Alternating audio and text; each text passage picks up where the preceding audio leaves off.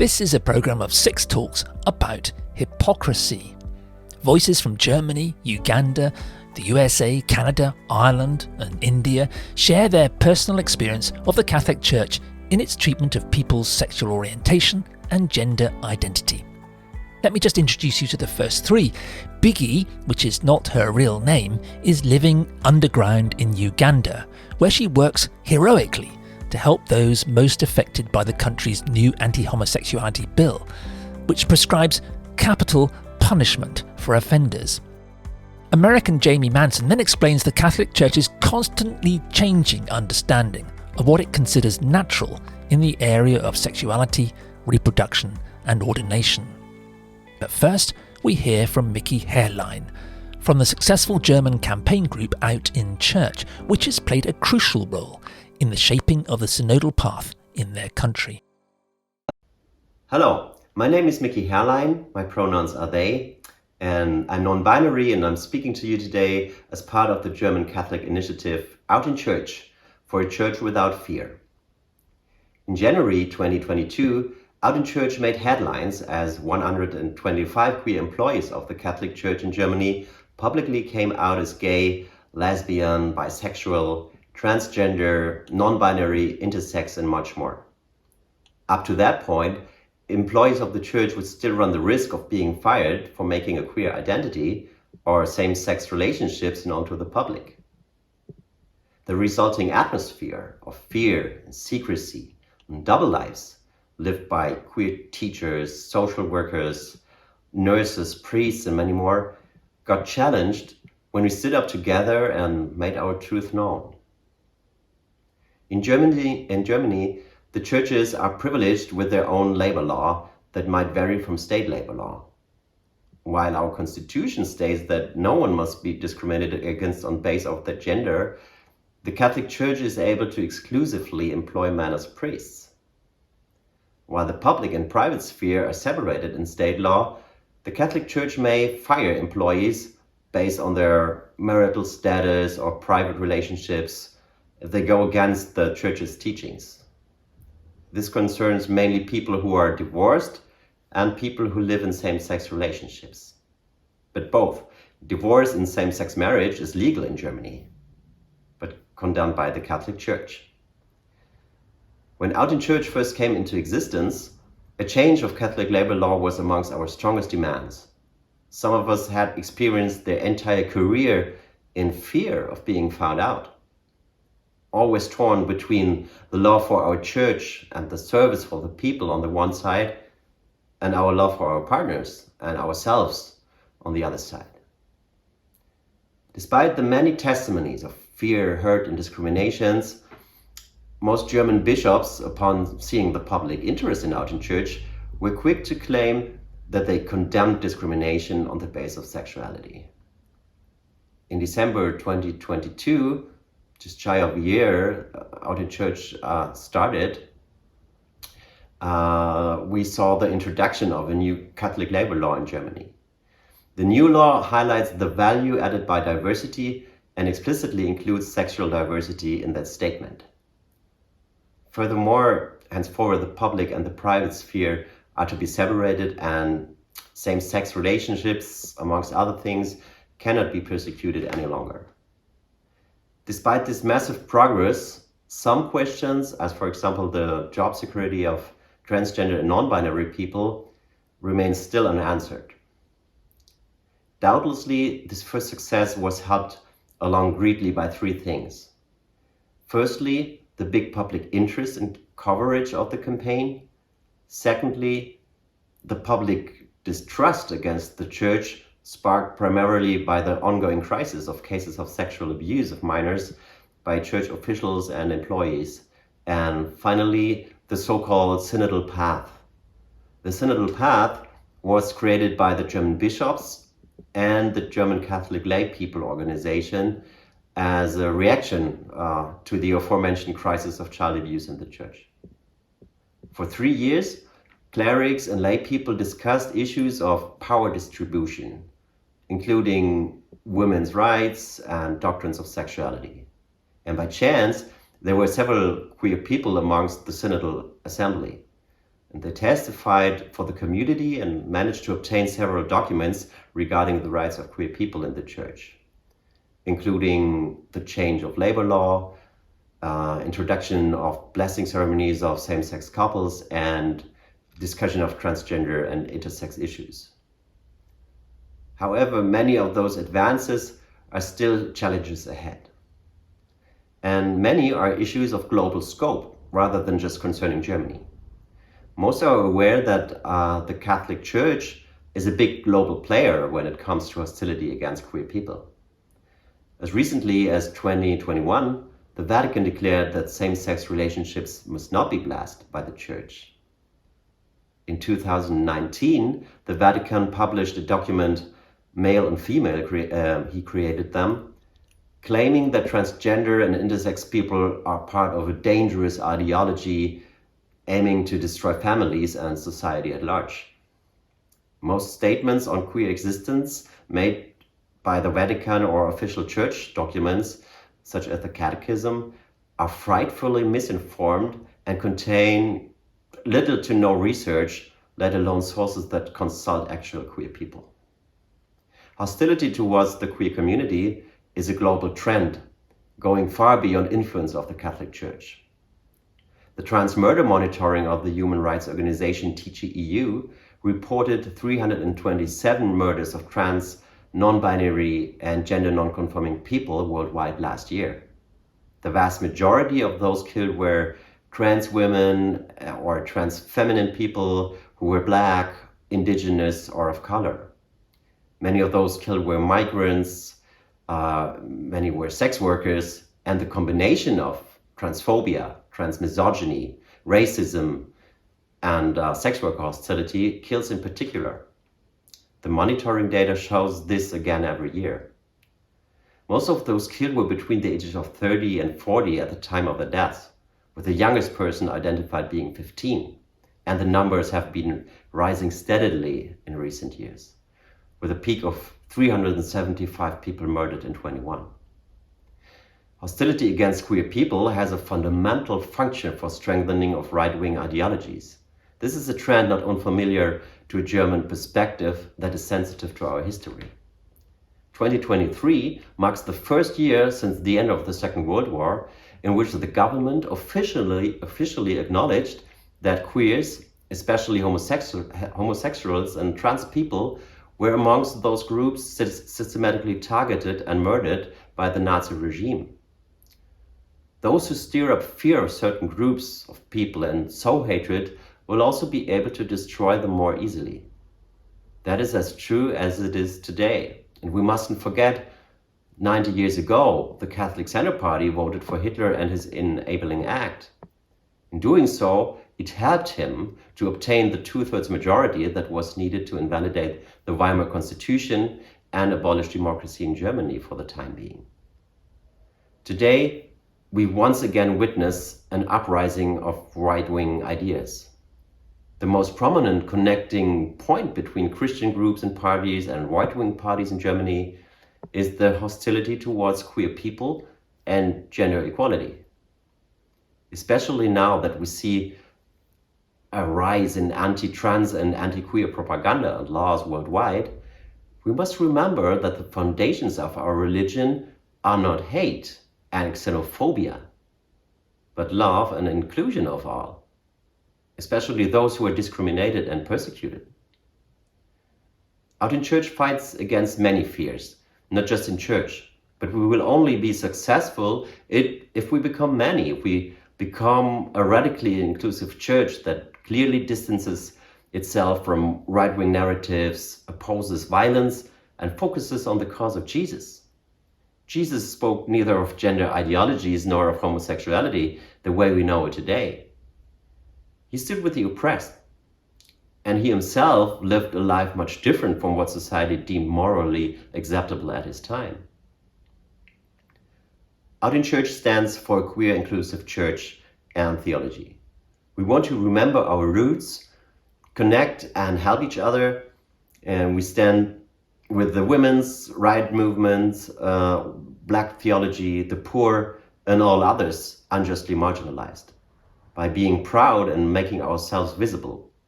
emerging from darkness, from invisibility, to be light to others. For all the oppressed who can be sure of God's love. For all those who do not yet have a home, a safe home in the church. For all who want to serve love. For a church without fear.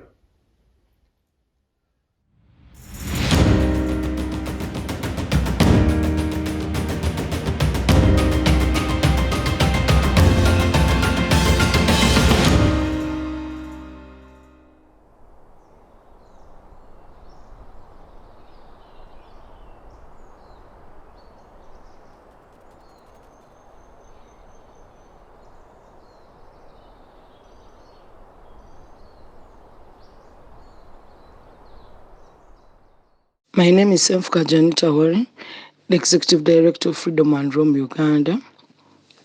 I would like to share about the current situation in Uganda after the passing of the anti-homosexuality bill. It's quite sad that immediately after two weeks after the bill was passed, us as Freedom and Rome were evicted from the premises we've occupied for 15 years by our landlord because of fear of jail, and so we had to look for a place to keep our property. Right now, as I speak, we work remotely. We meet once in a while, but mostly work remotely. A lot is happening in my country. We've registered so many arrests. We have registered arrests that lead to blackmail. People are extorted money. Their money is extorted from members of the community. A very big number of evictions, because the bill states that a landlord who harbors a homosexual or an organization working with homosexuals will be jailed, 20 years in jail. So landlords are scared of renting their houses to LGBT persons. We've seen people going through conversion therapy by their parents to make them straight so that they are not attacked. We have also registered issues of rejection from families. A high number of people going to shelters to seek for shelter. We've had shelters also being attacked by villages and local council leaders with an aim of evicting them or chasing them from their villages. Majority of the LGBT community are living in fear, back to undercover work. Mostly we work remotely. We meet in gardens or secret places to do a bit of our work. Yeah, that's so far what is happening, but also there's a petitions that were filed against the law, and we are just eagerly waiting for that. Most of our community members lack food, issues around medication, issues around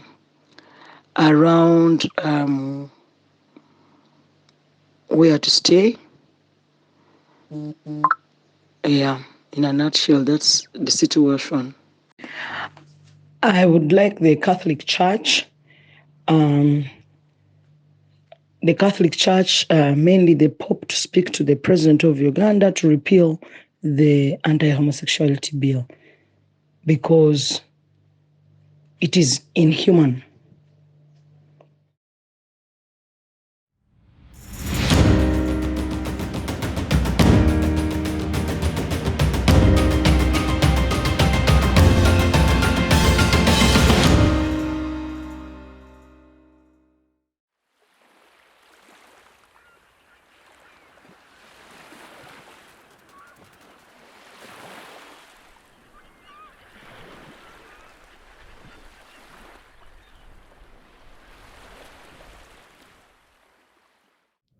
Hello, everyone. My name is Jamie Manson, and I'm president of Catholics for Choice.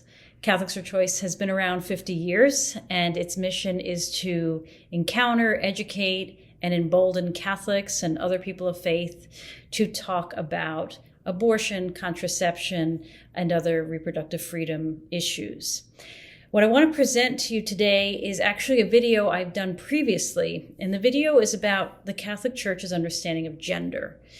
This is essential to understanding all of what I like to call the pelvic zone issues in the Catholic Church, whether it's women's equality, same-sex relationships, contraception, IVF, abortion. All of these issues ultimately boil down to this notion, this very rigid notion of gender that the Catholic Church espouses. So I'm going to present this video to you. I'm going to be sort of mid-sentence, but I think you'll catch on pretty quickly. And I hope you enjoy it. Thanks so much. Because I have a real passion for this idea of gender ideology, because it really is the key to understanding the source of so much oppression in our society right now. We'll unpack what gender ideology is and what it means to be anti-gender ideology. Essentially, gender ideology is a made-up idea from the Catholic Church. And to say it's anti-gender ideology is the Catholic Church fighting against something, this enemy that they created called gender ideology. So we'll take a look at what is the history of it. A lot of these ideas of so-called gender ideology will sound very familiar to you, even if you didn't grow up Catholic or even Christian. Basically, they're patriarchal ideas, divinized, put into religious language, and then converted into a very potent political force. It's important to understand, next slide, Mary, and anti-gender ideology, because it really is the source of all injustices in the spheres of sexual and reproductive freedom. Next slide. It impacts everything from same-sex marriage, gender equality, abortion and contraception, and trans identities. So it's so important, when I think about TERFs, for example, third wave feminists who are very anti-trans. It's painful because we're actually fighting, what feminists and trans people are fighting the same enemy here. When I find gay men not interested in abortion or contraception fights, it's painful because we're actually all fighting against this same religious ideology. All of this same ideology is seeking to oppress us all. So if we could unite, all of us who are being marginalized in the sexual and reproductive sphere, we could be a real force. So it's really important to understand this concept. Next slide, Mary. So where does it come from? Well, again, it comes from originally the Catholic Church. So in Catholicism, there is this idea of natural law. So it means everything in nature has a final purpose. So for example, take a seed. A seed's final purpose is a flower or a fruit of some sort, or a tree. The final purpose, therefore, say it's a seed for an apple tree. The final purpose is the apple. What the Catholic Church wants to say is that final purpose is God's way of showing us what is nature and what is natural law as God intended it to. So anything that obstructs or frustrates something that God created in nature from reaching its final purpose or its flourishing would be considered sinful or unnatural. Next slide, Mary. This plays out, particularly in the sexual sphere, for example, in contraception. So according to Catholic teaching, the purpose of sex is procreation. So contraception would be going against God's understanding of the purpose of sex. So using any sort of artificial contraception is unnatural because it impedes the natural process. Same-sex relationships, unnatural because same-sex sex cannot result in procreation. So again, it is unnatural. Gender identity. God created us in a very specific way, as a very, specific, our gender, according to the church, our gender and our biological sex must match. And that is God's way of telling us who we are. And anything that tries to mess with that would be unnatural, would be to go against nature as God intended it. Next slide. So out of this idea of natural law is this 20th century invention called gender complementarity. This was developed in the mid 20th century and really taken to a new level by Pope John Paul II in what he called the theology of the body. What does it say? Well, again, what is God telling us through the way God created human bodies? God created, according to this teaching, men and women in very specific ways to signal to us what the role of men and women is in the church. Gender complementarity does not take into account intersexuality at all, even though it is very much a reality. 1 in 40,000 people can be classified intersex. Church does not consider this idea at all.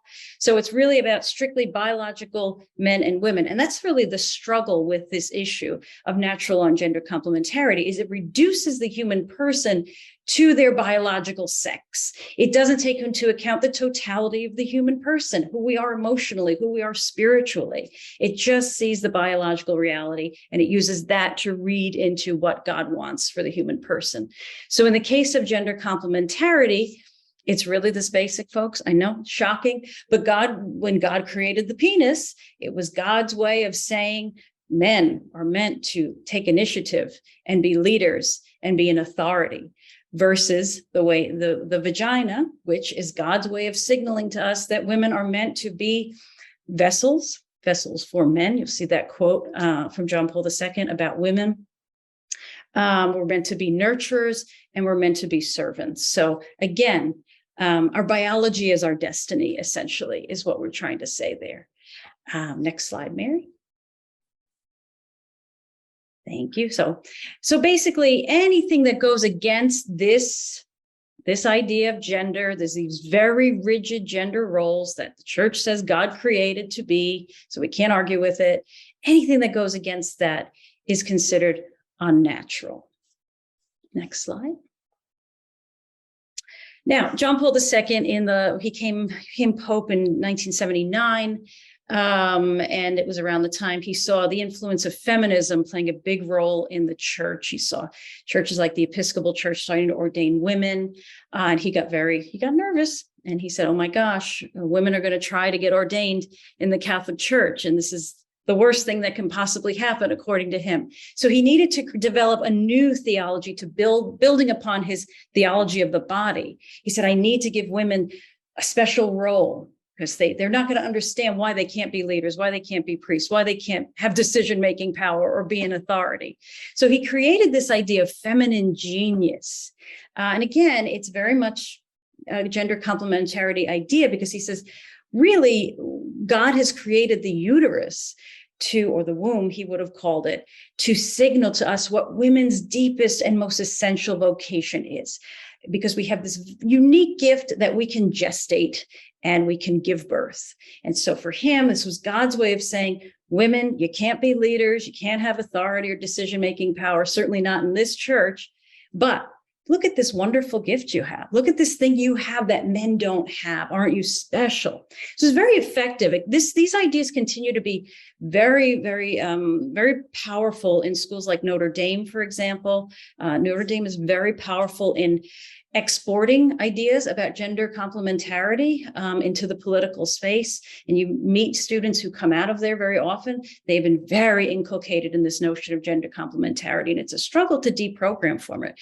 And the power of it is that it does make women feel powerful in spheres where they don't feel powerful. They have this special, beautiful role. But essentially what it is that women's most essential vocation is motherhood. And women are meant to be maternal in all expressions of our lives. Next slide. So how does it become a political force? Next slide, Mary.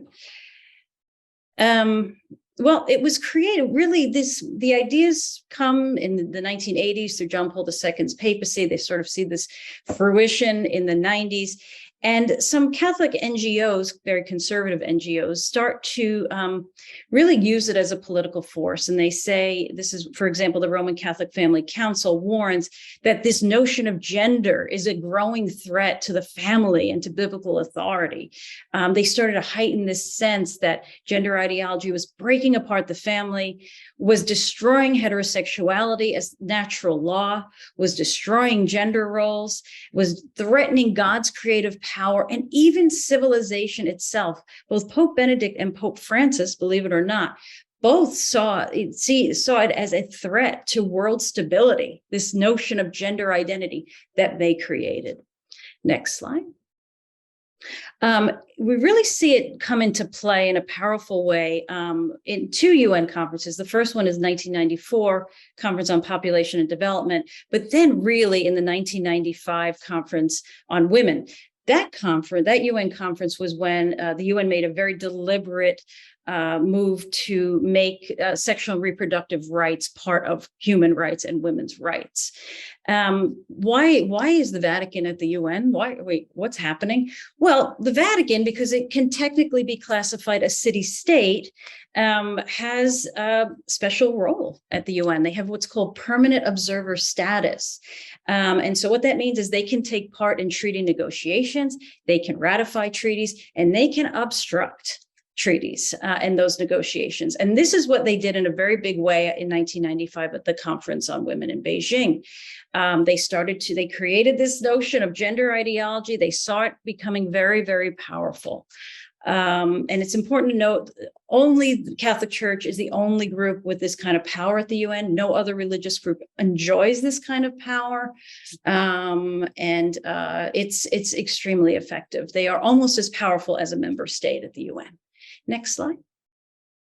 So what did they do in Beijing? Well, they said, the man who would later become Pope Benedict, Cardinal Joseph Ratzinger, said this notion of gender that he was hearing in deliberations in Beijing is destroying feminine values that are very important to the church and the natural distinction between the two sexes. He says gender is only considered to be acceptable when it is defined as grounded in biological sexual identity, male or female. There is nothing else. It's interesting, Ratzinger was started to get very worried about trans identities way before most people did. In the 1980s, he started to see academic papers published about gender confirming surgery. So this was, trans identities was always in his mind when he was developing these ideas. It became much more of a political issue decades later, but it was always in his mind. So for him, it was very important that one's gender is equal to what one's biological sex is, and there is only male and female. So even to this day, the Holy See, which is the Vatican's identity at the UN, is always part of treaty negotiations, and very often will undermine and obstruct the UN member states from moving towards sustainability goals, because they complain anytime they hear the word gender, anytime they hear things like intimate partner violence, gender identity, any of those things, they will immediately object to any of those conversations and language like that in treaties. Next slide. So again, this was really invented, this notion of gender ideology was invented to demonize progressive policies connected to gender, sexuality, and reproductive freedom. I read a scholar recently said that gender ideology is a catch-all phrase for everything Catholics hate. And by Catholics, we mean conservative Catholics. And again, it's really this idea has been invented by Catholics and then opposed by Catholics. So there you have it, 13 brisk minutes on the Church's understanding of gender and how that understanding creates profound injustice for so many communities in our Church. When I give my live talk at Spirit Unbounded in October, I'll really do a much deeper dive into the real world ramifications of the Church's understanding of gender, particularly for women, and particularly as it relates to women's ordination and abortion rights. Two issues, by the way, that are pretty much missing from the Synod. So I look forward to being with you then, and thank you for your attention.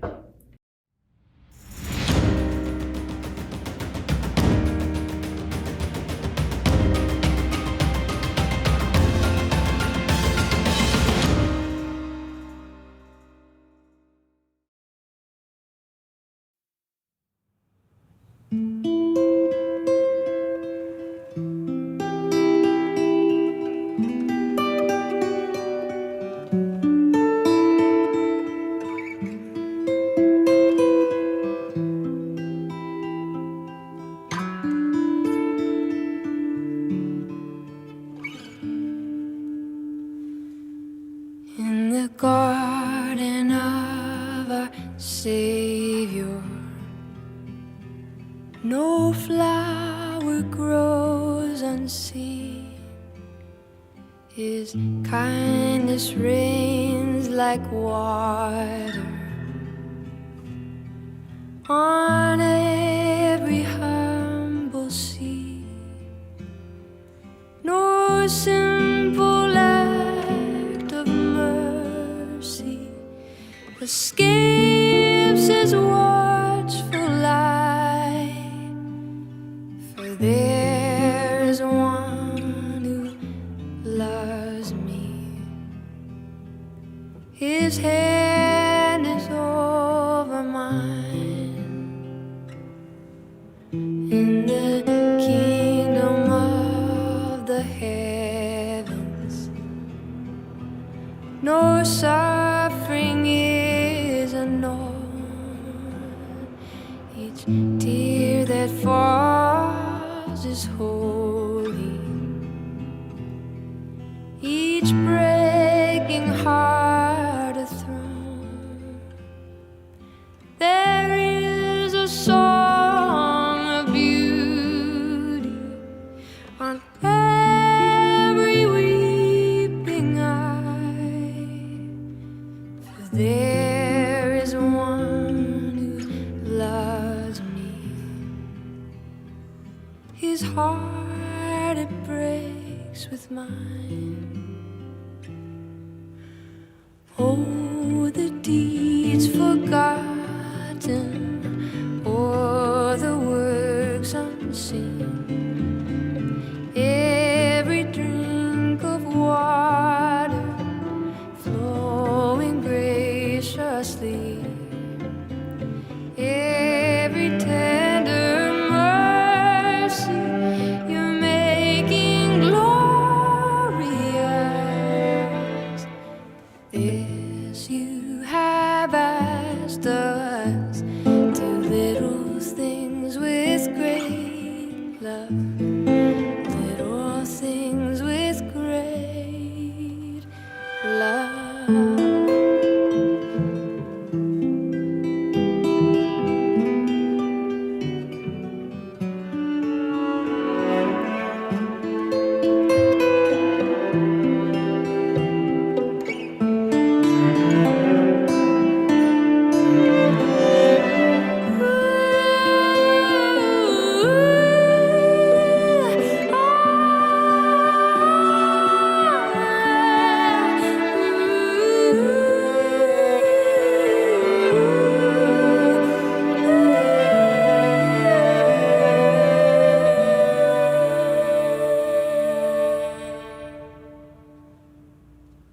At the table of our Savior,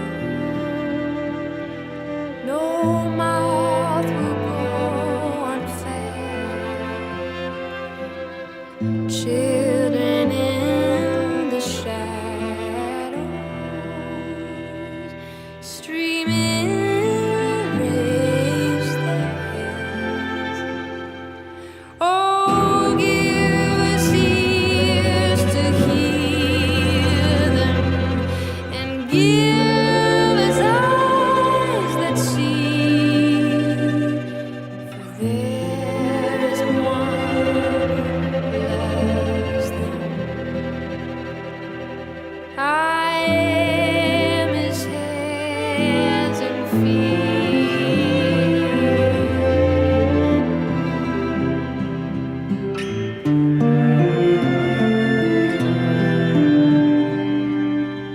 For there is one who loves them. I am his hands and feet.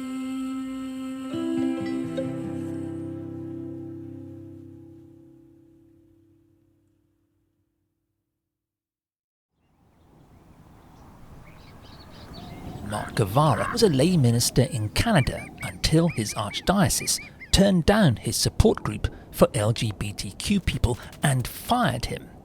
Mark believes the church has much to learn from the secular Canadian truth and reconciliation processes. Synodal syntheses from dioceses and regions around the world are revealing what many of us already know, that segments among the laity experience exclusion and harm, in part because we simply have no rights at all. LGBTQ plus Catholics like myself face exclusion, discrimination, outright rejection, harm, and violence. I know the pain of rejection and discrimination and the abuse of power all too well. From 2011 to 2018, I served as lay pastoral associate in parishes in Edmonton, Canada. As a lay pastoral associate, I helped prepare young people for sacraments and formed adults in the faith and for discipleship. I discerned a call to this ministry through years of service, beginning as a young catechist. And I discerned a call to this ministry through years of prayer and reflection, and the affirmation of family and pastors. I was well formed for ministry with years of theological education and pastoral training. I loved and enjoyed my ministry. I thrived as a person doing it. I know many lay ecclesial ministers who also enjoy their ministry. I also know that many of them, especially women, face many challenges in their work. Many confront theological clashes from priests and clashes in approaches to pastoral ministry. Many face sexism, discrimination, and an abuse of clerical power. Many are treated like servants of priests, even when they have the same, if not more, theological training than the priest. Many are treated like second-class citizens, even if we as a church claim to defend women's God-given dignity. These female lay ecclesial ministers no doubt deserve rights, let alone a recognition of their priestly or diaconal vocation. As a gay man, I am aware of my privileges as a male. I am also aware of my shared oppressions with women and my unique oppressions. LGBTQ plus Catholics have unique pastoral and spiritual needs, many of which are simply not met by churches around the world. In 2018, with other LGBTQ plus Catholics in Edmonton, I started a prayer and support group. Months later, an archdiocesan investigation was launched. An official inquired about the group. Despite my canonical right to form such a group, I discussed how in my parish ministry, I met parents and LGBTQ plus Catholics who felt a need for support from other parents and LGBTQ plus Catholics. Sadly, the Archdiocese rejected our group, fearing that such a group was supporting lifestyles that were against the Church's teachings. Instead, it asserted its own support group of persons with same-sex attractions that wanted to live by the Church's teachings through suppression of same-sex attraction. The official then asked about my personal life. She asked if I was gay and in a relationship. I refused to answer, since I felt it unjust and unlawful. 2 months after the initial investigation, I was fired. I joined the over 100 Catholic teachers and church workers in the United States and Canada who have been terminated for being gay and in a relationship. Following my termination, I had the choice of pursuing legal action or receiving a severance pay. Legally in Canada, termination by a religious institution based on sexual orientation and relationship status is still relatively new ground, with 2 landmark cases. In 1998, the Supreme Court of Canada ruled in favor of a gay instructor who was terminated from a Christian Reformed college. And in 2018, the same court ruled in favor of LGBTQ plus student rights over an evangelical college's homophobic policies. Despite these rulings, I decided not to walk down that long and very costly road, but instead work towards reform in the church through my academic work. Another reason I chose not to pursue things in court was that if I were to receive justice through a cash settlement or a change in policy, then it would only deepen division within the church by forcing the law on the church rather than the church accepting it for itself. This division can be seen between many teachers who teach in publicly funded Catholic schools in Canada, which protect LGBTQ plus students and teachers, and, on the other hand, church leaders and others. I also felt that pursuing things in court would not lead to the deeper transformation I needed amid feeling rejection and betrayal. I needed to find ways of using the holy fire within me to work for God's justice and seek Christ's peace. In time, I discerned a call to return to school to pursue a doctorate in theology. When I began my program in 2019, I wanted to contribute to the theology on the inclusion of LGBTQ plus people. However, things changed when I read the International Theological Commission's study entitled Synodality in the Life and Mission of the Church. The theology articulated in that Vatican teaching inspired me to pursue LGBTQ plus inclusion and justice from the perspective of synodality. Not long after, Pope Francis began the Synod on Synodality, which we have been undergoing. The synodal syntheses from across the globe have confirmed my own experiences, that our LGBTQ plus siblings have been and continue to be harmed by the church. While the pursuit of the rights of LGBTQ plus siblings in the church is crucial, my doctoral work will focus on how restorative justice practices can help relations between the church and LGBTQ plus siblings who have been harmed by the church's teachings, and many within the church itself. I'm interested in practical ways in which harm can be repaired and relationships restored. Now, I'm also aware that restoring LGBTQ plus siblings to a church whose structure continues to harm would be counterproductive. So transforming structures is necessary in any movement towards restoration. And transforming the church includes both a change in teachings and laws, as well as a formation for synodal life of all people in the church. As a lay ecclesial minister, I am interested in formation for synodal life, what the Theological Commission called an affectus synodus, or what I call a synodal heart. According to the General Directory for Catechesis, catechists are to form the faithful in 6 ways: knowledge of the faith, liturgical education, moral formation, formation in prayer and methods of prayer, education for community life, and missionary initiation. I believe this education for community life can be better understood as formation for synodal life. Secular society has its own way of forming its citizens to deal with differences. Having been born and raised in a multicultural society such as Canada, I learned about my rights, freedoms, and responsibilities. I learned that diversity is our strength. I learned that we can disagree with one another and yet be committed to preserving each other's freedoms. I learned that we must learn to listen, wrestle with, and grow from each other's truth while being secure in our own truth. In our country's truth and reconciliation process, which continues to be lived out, I learned about the violence and abuses of the Indigenous residential school system, much of which was perpetrated by the Catholic Church. Canadians commit to walking towards reconciliation with 94 calls to action. There is much that societies can teach the Church as it becomes more synodal. But there is also much the Church can teach societies about being in communion with each other, about staying at the table with each other amid differences, about the end goal of the reign of God. Our mainline Protestant siblings, Anglican, Lutheran, Moravian, Presbyterian, for example, have a lot to teach us about being synodal. The official Roman Catholic Anglican dialogue speaks of a receptive learning within ecumenism.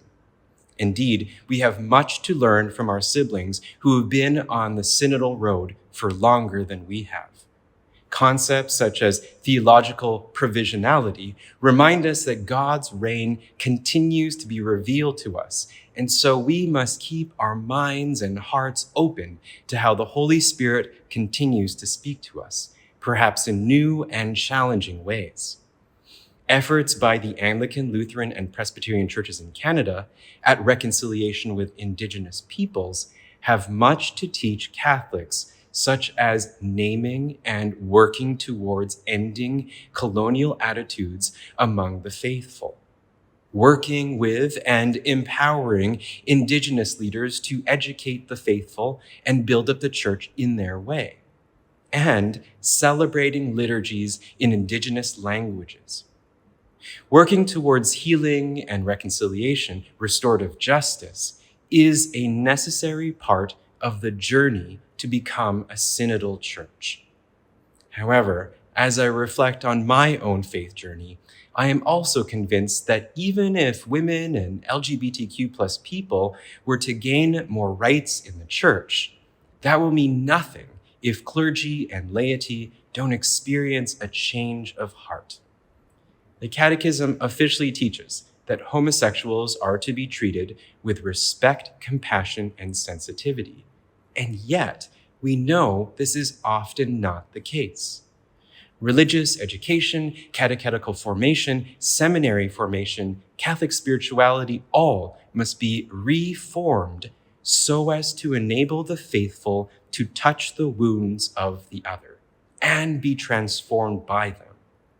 Through that transformation, they form synodal hearts. For decades in the West, LGBTQ+ people have been struggling for their rights. LGBTQ+ people in many countries face violence, imprisonment, and even death. I've been blessed to house 2 LGBTQ+ refugees over the years. I've heard their stories and witnessed their pain. Becoming a synodal church means we are to listen to all voices, especially the poor and oppressed. What might the Holy Spirit be saying to us through these refugees?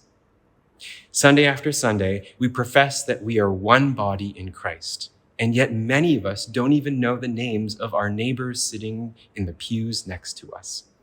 We claim to have faith in God, yet we seem to have faith that our adherence to doctrines and our tribal and colonial attitudes save us. Despite all that, we have a sacred vocation to listen with humble and synodal hearts and be transformed and respond courageously and lovingly. As we work towards rights on the synodal path, I invite us to consider the parallel work of the fundamental call of being a Christian, to turn our hearts to God. I think this is what makes the synodal process not so much a democratic exercise, but one of the Holy Spirit.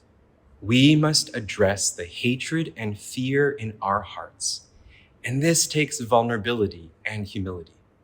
But we can use the rich resources of Christian spirituality to enable the Holy Spirit to do her work. As we work towards rights in the church, may we also work towards the deeper transformation that also needs to happen.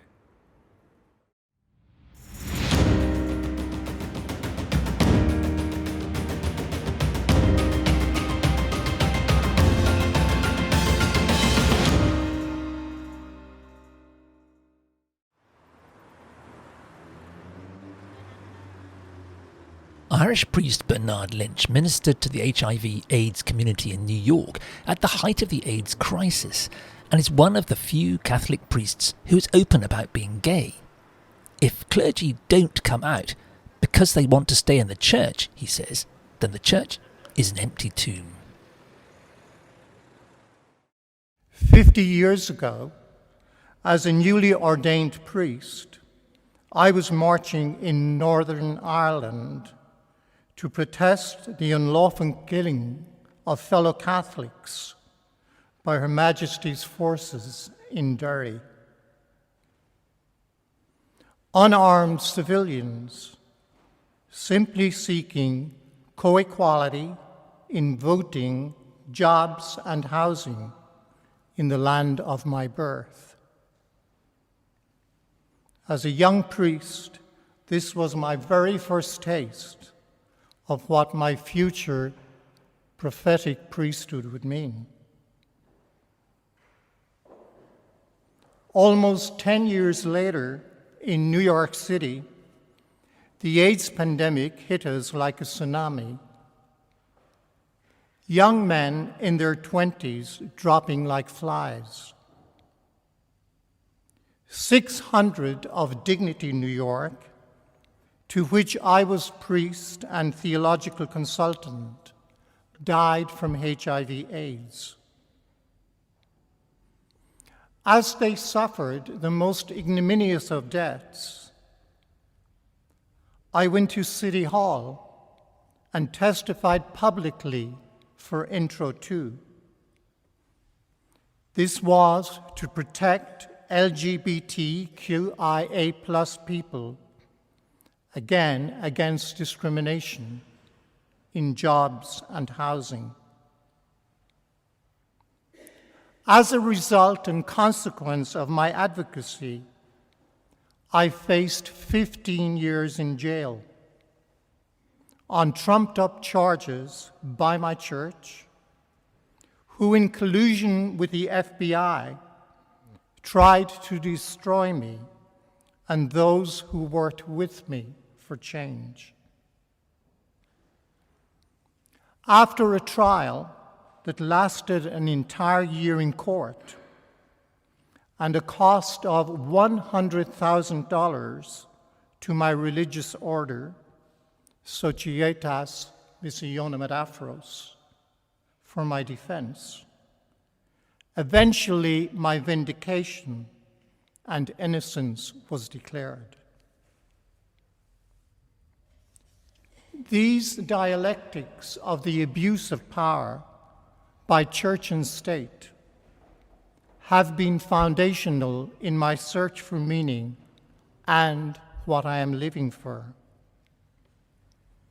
Yet, despite and because of these horrors, my own faith in a God of unconditional love and justice has grown stronger and deeper, giving me, if you want, a knowledge that surpasses knowledge, something to live for, great enough to die for.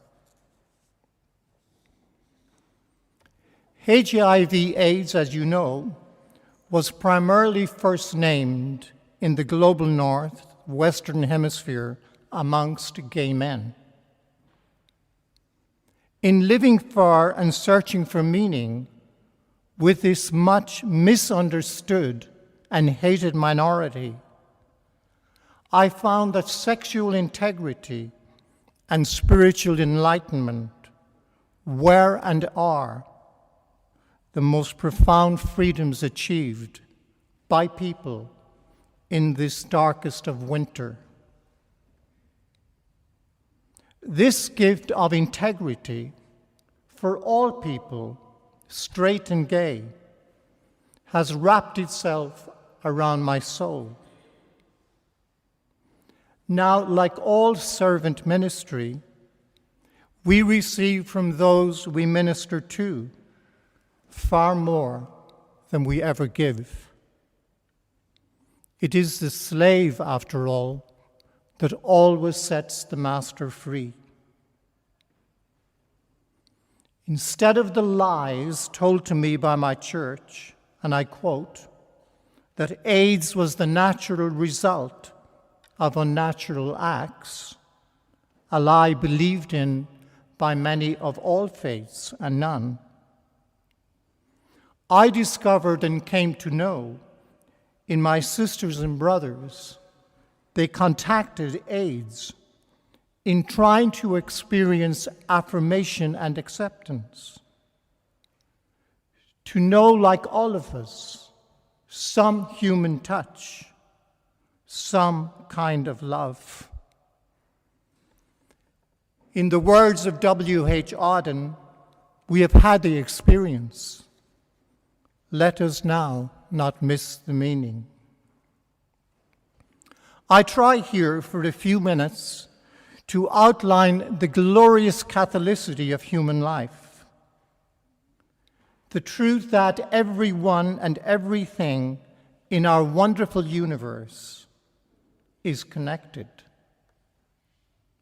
Here, sexuality and spirituality form one brilliant whole. They are not isolated into two separate existences. Semen and blood, Holy Mass, HIV, and God are all part of a great truth. Human communion and Holy Communion are one. The first paradigm I make is this: either all of our sexualities are a way of enabling and ennobling our humanity, or they are not. Our sexuality takes us closer to God, the true self, or it alienates us from God. Any self-alienation is God alienation. Some people imagine that my AIDS ministry as a priest during the height of the pandemic in New York was praying, bringing Holy Communion, and giving the last rites to the sick and dying. This, in fact, is only partially true. I spent more time changing diapers, cleaning up the crap and urine of my brothers, and trying to feed them than praying or administering sacraments. Here I found God beyond God, as the human authenticity and the religious authenticity became one. This, year after year, keeping vigil at young men's deathbeds, when I was more nurse than priest, more friend than pastor, reduced me to a helplessness and vulnerability that was and still remains a land beyond tears. In the army of lovers, only the wounded may serve. For most of us, to be human is to be in relationship. In relationship, our search for meaning finds the raison d'etre of our existence. Love and relationship are what most of us live for. Our sexuality, as I understand it, is the very seat of our relationality. Here we find the apotheosis of our love, whether it's for God, for Mass, for beautiful art, for children, for music, for theater, as indeed the person we choose to make love to. Spirituality is where the search for meaning finds its truest home and is the essence of all living things. This is my second paradigm. Spirituality is at the very heart of all human intimacy and relationship. In their genesis, sexuality and spirituality are one. The same source of the same river that is split and divides at birth or very soon afterwards. Hence the experience, unfortunately, of most people is that they cannot be sexual and spiritual. I believe there is one source, one energy, one desire. Sexuality lived with love and freedom is not a distraction from the spiritual.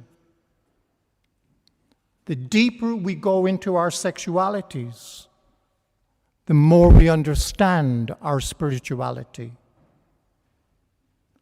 Thomas Merton, the mystic, says, we are already one in our spirituality and sexuality.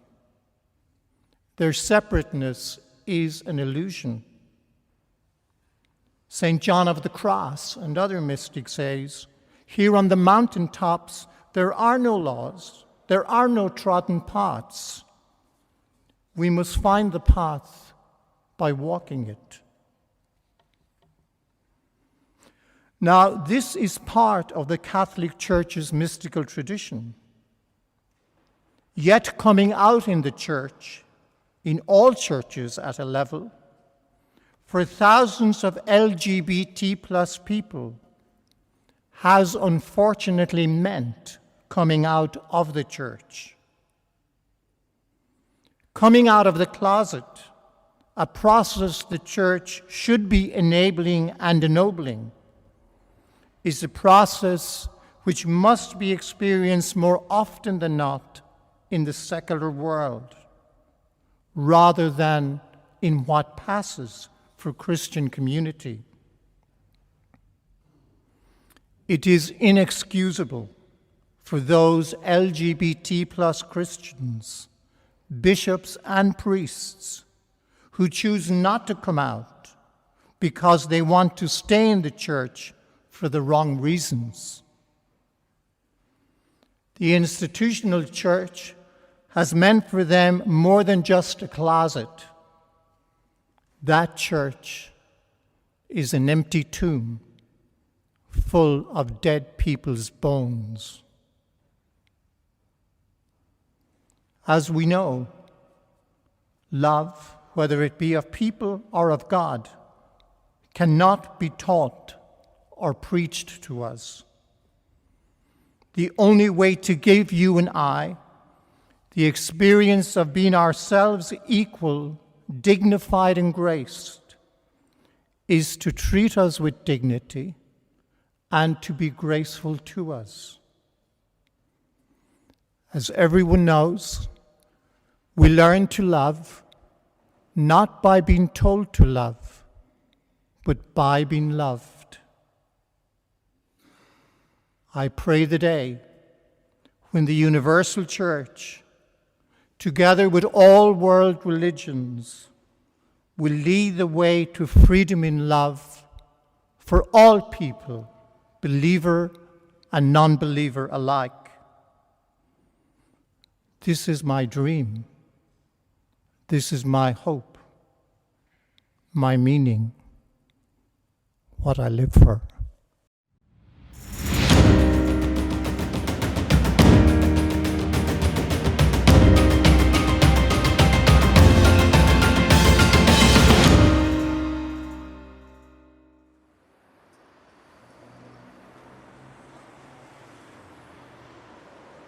Sister Prema talks of her compassion for Indian Catholics thrown out of their homes because they belong to gender minorities. With 6 other sisters, Sister Prema runs the Rainbow Home of the 7 Sisters in Assam. Hi everyone, I am Sister Prema from India's Northeast and I belong to the congregation of the Sisters of the Cross of Chowallur. We have a trust called Rainbow Home of 7 Sisters, which aims to mainstream the trans community people. Rainbow Home is a home for the most marginalized. We accept those who are ostracized due to their diverse and unique expressions and identities of love. Rose provides them with food, shelter, and clothing, which are their fundamental rights. Eventually, we learned that it is important that we support both gender and sexual minorities. Therefore, we began to work for their rights through advocacy with the government. Besides, it supports their educational and medical expenses, which are once again their right to obtain the best medical and educational facilities. Rainbow Home networks with many other NGOs and fight for their human rights.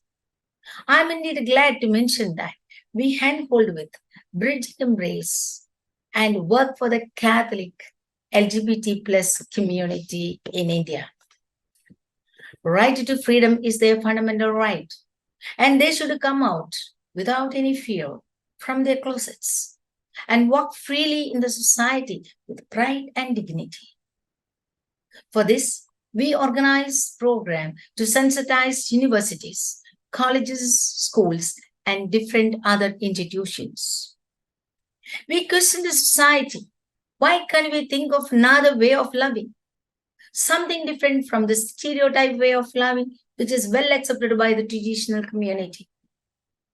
We promote their rights for a dignified life in the society, though most of them are victims of ostracization from their own family members, from their own society. We follow the mechanism of walk the talk to sensitize individuals and small communities. Therefore, several researchers come to us today, asking our opinion, asking our support, asking our suggestions. How can we fight for the rights of this community? We motivate the members of Kinnar or Hijra community of India, which is a cultural community, and teach them to demand their rights, very especially for acceptance in the society where they are not allowed to walk through the main entries or the streets in certain pockets of the state which is still prevailing. Rainbow Home gives ample opportunity to this minority community to grow in total freedom and dignity of life. We do not distinguish or differentiate them from others due to their sexual or gender identity or orientation. They live together under the same roof, eat the same food, and enjoy facilities provided to all. The strength of the Rainbow Home of Seven Sisters is that it networks with other like-minded NGOs, and we have formed a solidarity group. We come together to discuss common issues, to work interventions, to make interventions and strategies and policies formed by the government. We arrange social gatherings of trans community where they feel free to air out their challenges and the difficulties faced by them. Being a faith-based trust, we identify ourselves as people of compassion and love. We contact also other like-minded, consecrated people and give them the right concept on this community. We clarify their doubts. We support them, how we can work together for this marginalized community. No doubt, Rainbow Home takes care of the mental health of the community. Therefore, we have well-experienced counselors in the organization. Multiple activities of the Rainbow Home shows our passion and compassion we have for this community, whose voice is never heard because they are suppressed and unable to voice out, just because they are different from other people. Their sexuality is different, their expressions are different, their identity is different. May we have the same compassion in our hearts to embrace these marginalized brothers and sisters who wait for our support, acceptance, embrace, and love. Thank you so much.